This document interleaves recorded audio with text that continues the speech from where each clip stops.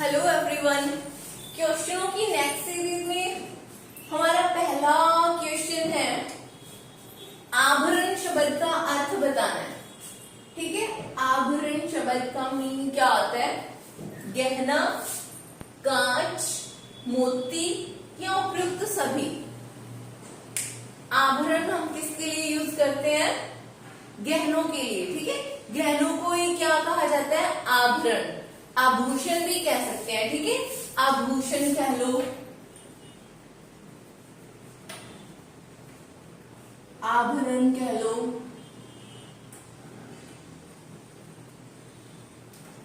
गहना, जेवर, ये सभी एक ही चीज के नाम है। क्लियर? आभरण शब्द किसके लिए यूज होता है? गहनों के लिए। क्लियर? नेक्स्ट क्वेश्चन देखते हैं। बहुत बोलने वाला वाक्यांश के लिए एक शब्द बताना है। ठीक है, बहुत बोलने वाला, ये पूरा एक वाक्यांश है, इसके लिए एक शब्द जो प्रयुक्त होगा उसे हमें ढूंढना है। बहुत ज्यादा बोलता है उसे क्या कहते हैं? भ्रमर। हमें पता है भ्रमराली को, भंवरे को कहा जाता है। नहीं। सुलभ, जो कार्य सुलभ आसानी से हो सके। नहीं। दुर्लभ, जो कार्य बहुत ही कठिन, दुर्गम, उसे दुर्लभ कहते हैं, जिसका मिलना कठिन हो। ठीक है, वो दुर्लभ होता है। बचा क्या? वाचाल। देखो, वाचाल किसे कहते हैं? बहुत ज्यादा बोलने वाले के लिए यूज किया जाता है वाचाल। ठीक है, बहुत बोलने वाला मतलब उसे कहते हैं वाचाल। नेक्स्ट क्वेश्चन देखते हैं। रेलगाड़ी शब्द है। रेलगाड़ी शब्द ढूंढने हमने कहा था तत्सम शब्द, जब तत्सम तद्भव किए थे मैंने डेफिनेशन बताई थी। तत्सम शब्द क्या होते हैं? जो सीधा संस्कृत से हिंदी में जो के त्यों प्रयुक्त होते हैं। तद्भव क्या होते हैं? जो अपनी आसान बनाने के लिए उसमें चेंजेस करके, परिवर्तन करके हम उसे इजी बना लेते हैं, वो हमारे जो देसी शब्द होते हैं वो कहलाते हैं तद्भव शब्द। ठीक है, जैसे ये गो है तो हमने क्या लिखा? अपनी आसानी गाय बना दिया। गाय क्या तद्भव, गो है तत्सम। विदेशी बाहर वाले जो मैंने बताया थे, अरबी, फारसी, तुर्की, है ना। संकर शब्द किसे कहते हैं? संकर शब्दों में मैंने बताया था दो भाषाओं के योग से बनने वाला शब्द, दो भाषाओं के योग से बनने वाले शब्दों को क्या कहते हैं? संकर शब्द। क्लियर?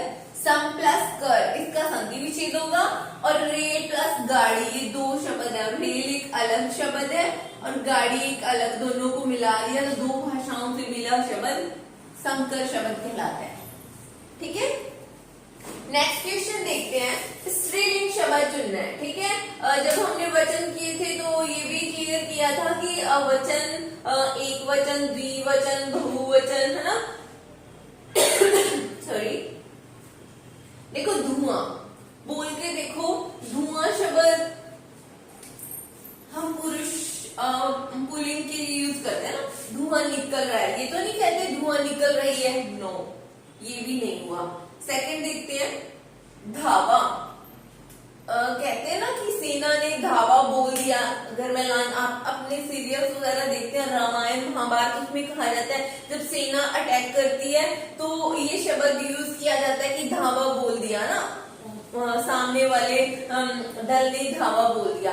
तो धावा बोल दिया, बोल, ये पुल्लिंग के लिए यूज किया जाता है।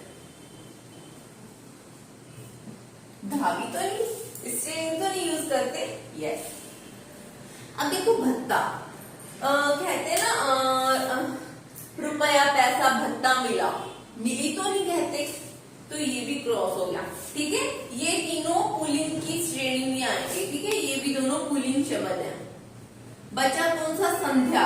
अब देखो संध्या को बोल के देखते हैं। संध्या का वेला या संध्या का समय, है ना। संध्या, संध्या अगर एक लाइन में से मैं बोलूं तो कहेंगे कि संध्या हो चुकी है।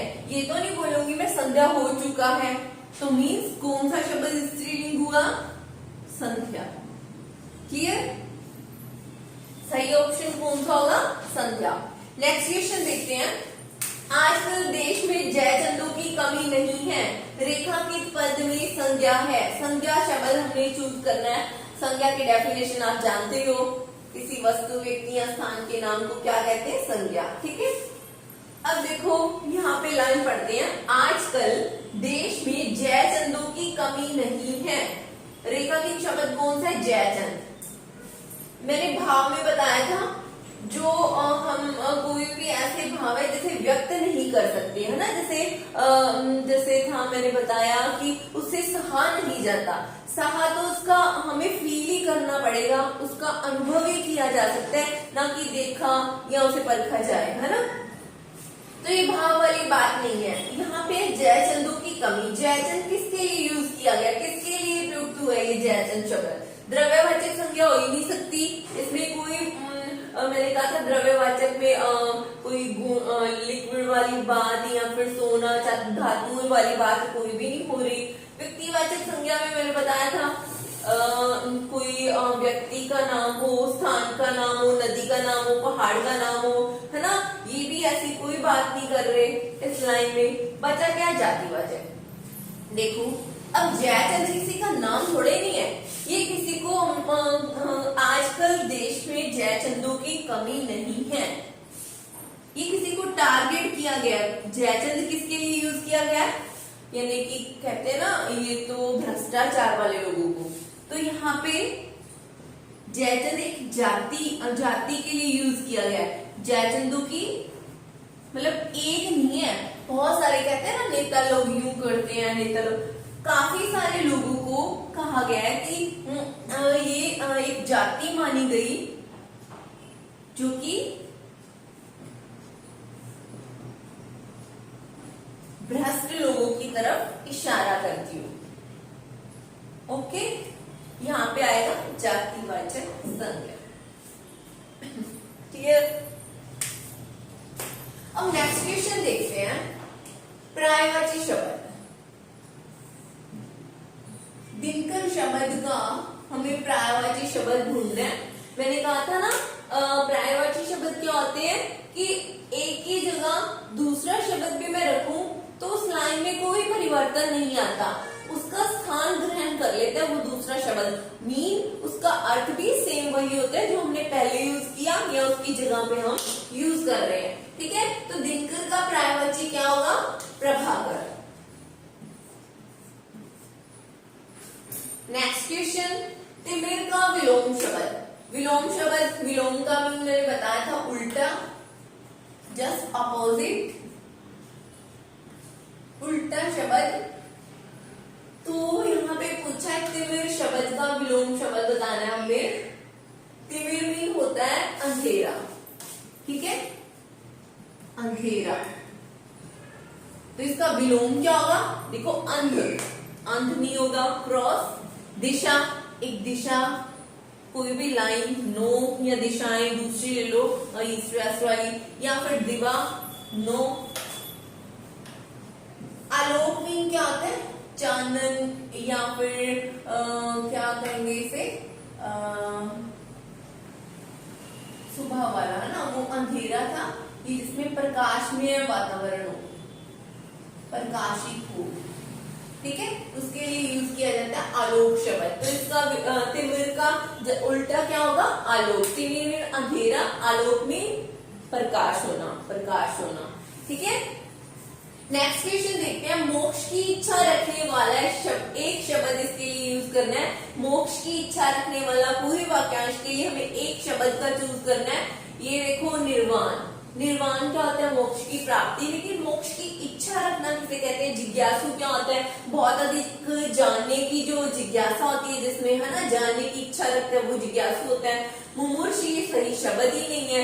मुमुक्षु, मोक्ष की इच्छा रखने वाला, मुमुक्षु शब्द यूज किया जाता है। ठीक है, नेक्स्ट क्वेश्चन देखते हैं। गोधूम शब्द का तद्भव शब्द बताना है। ठीक है, तद्भव क्या था? जो इजी रूप है वो होता है तद्भव, हार्ड रूप होते हैं वो होते हैं तत्सम।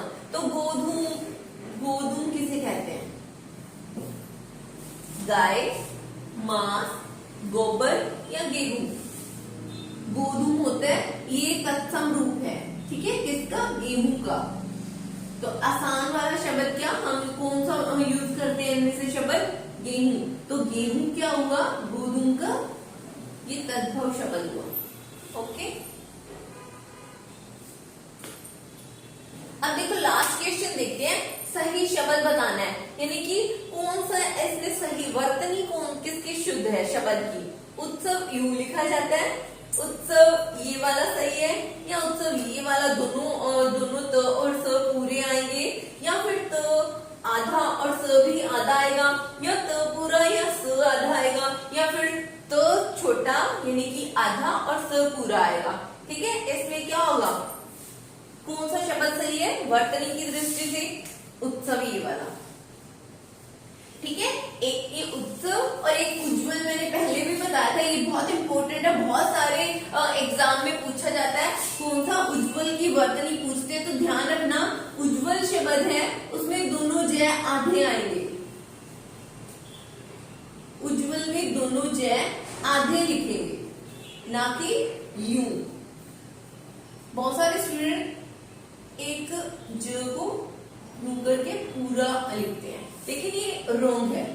ठीक है, दोनों ज आधे ही आते हैं। इसी तरह उत्सव भी इंपॉर्टेंट शब्द है और उज्जवल की भी ध्यान में रखेंगे। ठीक है, ये तो हुए थे यहाँ पे हमारे क्वेश्चन कंप्लीट हो गए। जो नेक्स्ट क्वेश्चन की सीरीज है वो हम अगले सेशन में करेंगे। तब तक के लिए थैंक यू।